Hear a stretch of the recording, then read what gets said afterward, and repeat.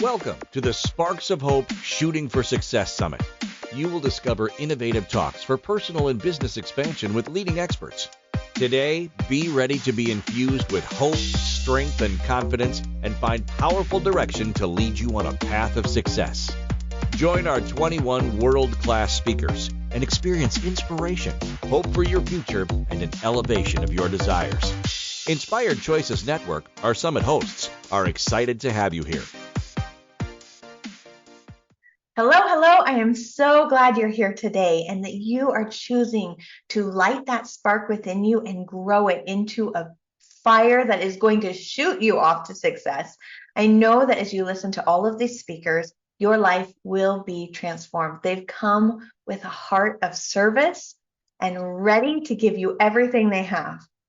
I'm no different. And so I hope today, as you listen to these stories and these 3 tips of how you can become strong and capable and light that spark of hope within you, that you will feel empowered to make the changes or to the pivots that you need to get where you're headed, where you are dreaming of going.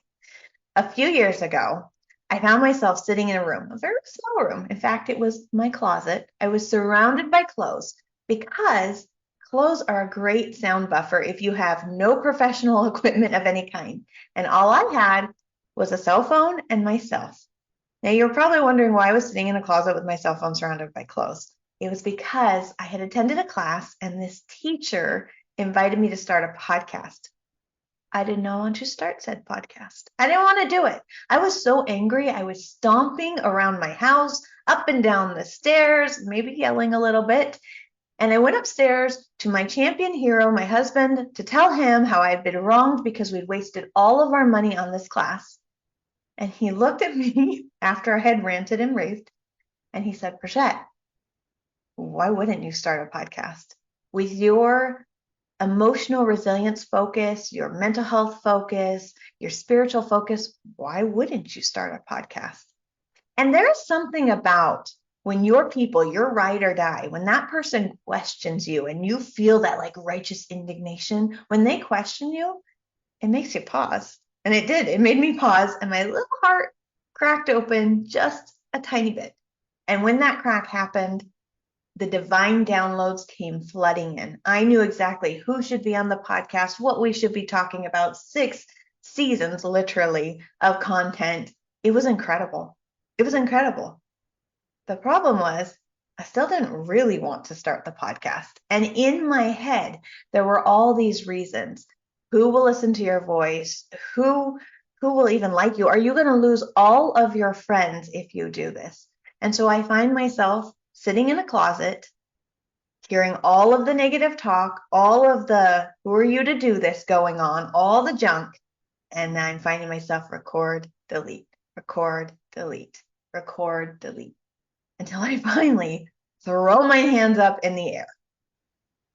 How will I even launch this? So all of these fears are coming up for me, and I am panicking, and the fear is rising. And so as the fear is rising, I finally throw my hands in the air and I say, you know what, God? This is stupid, because I felt that divine download. I know I'm supposed to do this, and I can't do it because I am so scared. I am so scared. And I hear the words back, switch to 2 letters. Now I'm a little sassy. So I looked up and I was like, that's the stupidest answer I've ever heard. No, Brigette, pause.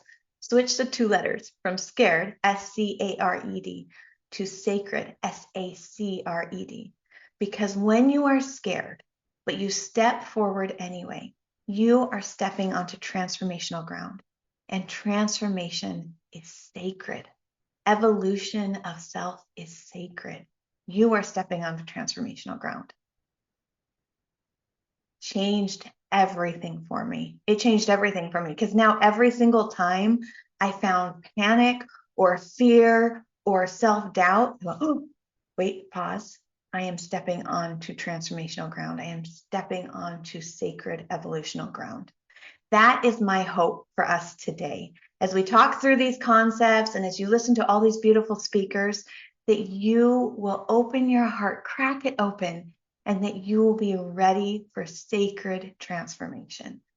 So I have 3 things that we're going to talk about. I'm so excited to talk about them with you.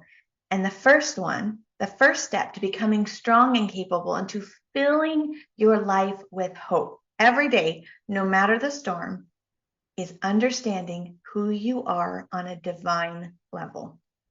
Here's the deal. This is not trendy right now. Or if it is, it comes with a lot of pushback. But after years and years of coaching women specifically in leadership, what I have come to understand is that women who do not have a divine identity do not know who they are. And that means every single thing that happens in a business, in a family, even grocery shopping at the store, it rocks their world. Think of it like a Pablo Picasso painting. You know what I'm talking about? Can you picture it? It's the misshapen face with one big eye, one tiny eye, weird lips, different colors everywhere. This is our worldly typical identity. This is the, hey, tell me something about yourself. And you say, well, I work 2 jobs and I have 3 kids and I really like sparkles and I eat yogurt on the weekends because I'm trying to be healthy. These are the random facts that we tell people that we assume are our identity, but they are not. They are only pieces of our identity. When you know who you are, eternal truths, what are your eternal truths? And I don't care what they are. I'm not putting any one idea on any person. I'm saying, what are yours? Do you believe in energy that flows and is continuous before you were here and long after? Do you believe in ancestors that are watching over you? Do you believe you're a daughter of God? What do you believe personally, today and eternally?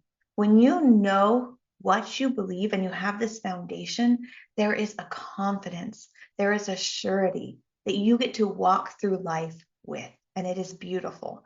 So instead of Pablo Picasso, that when you lose a job or you get a divorce or you have a horrible tragedy in your life, if you're Pablo Picasso, when those things happen, it's like losing a whole chunk of you. And we have to scramble to find ourselves. It's so hard. It's so uncomfortable. But when you have a divine identity, it's more like picture yourself in your most glorious representation. And then all those things are colors around you. They are threads of who you are. It's beautiful and it's life-giving versus life-taking. Divine identity is everything. I keep a sacred journal. When I get those divine downloads, I write the words that come into my mind. And one day, as I was pondering, why do we need divine identity? What does it do for us? These words came into my mind. It is, our purpose here on earth is to break up with the world and to court the divine, both the divine within ourselves and outside of ourselves. So when you become a seeker of divine, eternal truths, it truly grounds you and helps you feel peace in every situation, which is hope. Hope is peace. So that's the first thing. I also want to add that as I was studying emotional intelligence years ago, I found this institute called the Emotional Intelligence Institute. Literally, that's the words. And they had a rung, a ladder, a visualization of what does it look like to have emotional intelligence and resilience. And we build emotional intelligence through going through hard things and overcoming it, through affirmations, through gratitude. There are many ways we build it. But someone who has a very healthy emotional intelligence and resilience, at the top of that ladder, do you know what they had? They had a spiritual identity, a spiritual resilience. So by building this first, you strengthen your ladder all the way up. It's a beautiful, beautiful process. I invite you to please sit down and contemplate it. Okay, number 2, having and creating long-term vision in your life. This seems logical, I know, because I'm in a room full of visionaries. However, it's not logical when hope is sputtering or when things are hard. So if you know who you are with your divine identity, now the next thing is you have to decide, where are you going with that? What is your purpose here? What is the impact you want to leave in this life? And so having long-term vision is a beautiful thing. If you don't know how to create long-term vision, there are amazing workshops and coaches within this community that you can go to. But also, I would encourage you to think of, what is play for you? Is it playing the piano? Is it creating art? Is it socializing with people you love? What does it look like to play for you? So plan and schedule a specific time for you to play And then after that, create time to have vision. Because when we play, we open ourselves up to possibilities. We're a little light. We let that heart crack open even wider in play. And so when we are open to possibilities, we can dream in a different way. So whether you're a meditator, a journaler, make sure, or a vision board creator, make sure you create intentional time to create the vision. So that when the hope gets a little iffy, you can lean into that vision of who you are and where you're going. I had the opportunity to put together the event of a dream, my favorite event of 20 years of event planning. This was my favorite one a few months ago. And I did everything. And there were miracles happening. It was incredible. All the signs were there. Everything was in alignment. And then it fell apart. And it was devastating, but I didn't lose myself because I knew that this wasn't the end, that my dream would continue. And this was a place of learning. During that event, I wrote a poem. I put it over some of our marketing material, and it's so applicable to today. You're going to laugh. You're like, wow, this is where I'm supposed to be. You're going to see it through this. It says, hope. A small spark can light a fire. People are hurting. We live in a world that's isolating, dividing, and overwhelming. But hope is the last thing that dies. Where there is kindness, there is hope. Where there are dreams, there is hope. Where there is light, there is hope. And hope is the spark before the fire. When you seek light, you become hope. When faith feels too far, choose hope. Hope is everything, and vision is what keeps the spark alive in the hard times. So, we did divine identity. We talked about vision. And the third thing is turning your brain into a superpower. This superpower that serves you and not your fears. Now, I'm thinking we're going to hear a lot about this at this conference, but I'm going to share with you my secret recipe for turning it into a superpower. This is something I do with a lot of groups and do a lot of workshops with. It's my favorite thing on earth. The first time I learned to do this, I was in shock. I didn't even know we could tune into our thoughts, know what was happening up there, and actually change them. So this is a secret recipe. I hope you choose to do this at some time in the next 24 hours. That's the challenge. So the first thing you're going to do is you're going to get a piece of paper. And for 60 to 120 seconds, you're going to thought dump. Now, this is a judgment-free zone. There's no shame in the thought dumping game. You're just going to go for it. And your thoughts are going to probably be all over the place. They're going to go, oh, I'm going to be late for this. I wonder how I look here. I wonder what we're eating for dinner. That's fine. Dump them all out. Your brain actually goes a lot faster than you're able to write or speak. So just write as fast as you can and dump everything out. Remember, no shame. This is exploring what's happening in your mind. So that's the first thing. The next thing you're going to do is start to look for patterns. The first time I did this, I actually said, I want Oreos 10 times. 10 times. I was like, what is this? Why? Why am I obsessed with Oreos? Let me tell you why. It's because I was very poor at the time. We had a $30 a week food budget. This was 20 years ago. And I had been taught growing up that when I emotionally struggled, chocolate fixes everything. So in my mind, in this horrible situation, if I could just buy a package of Oreos, life would be okay. It was about control. And it took me a while to unpack that, but knowing the thought was there allowed me to explore it. So you're going to look for something that's repeated over and over, or a theme. Let's say you're worried about one of your children or something in work.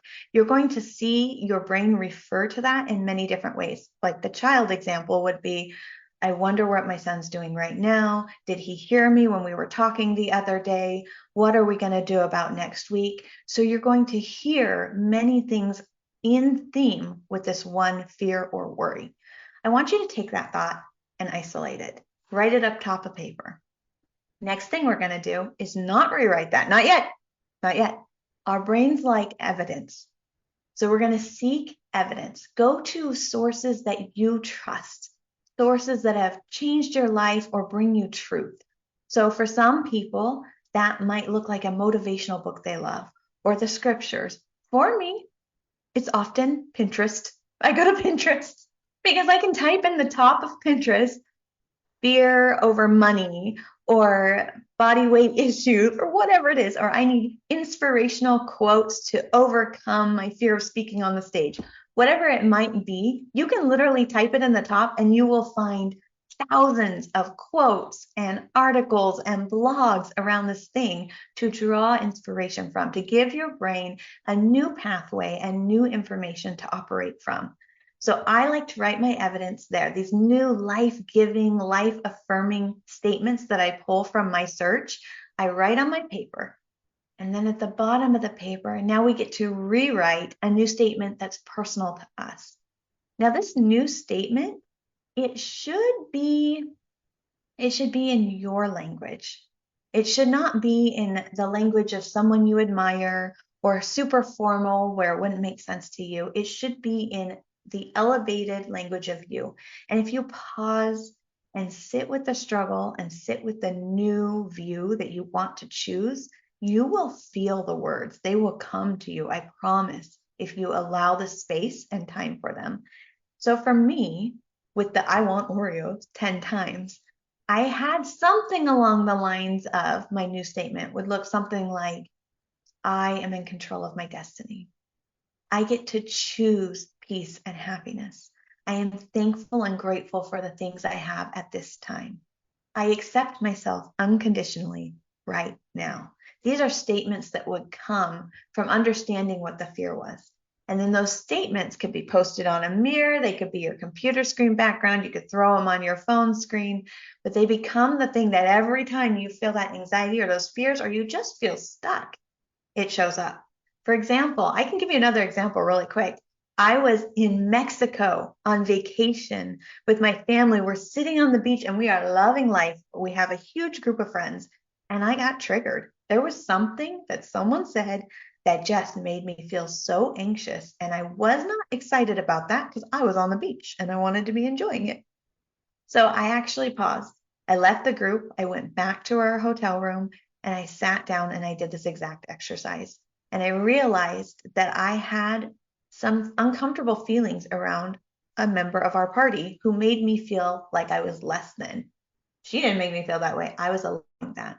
And so in seeing what the problem was, where the words were coming in, where the fears and thought track were not helping me out, I was able to rewrite it and assure myself that I'm good to go.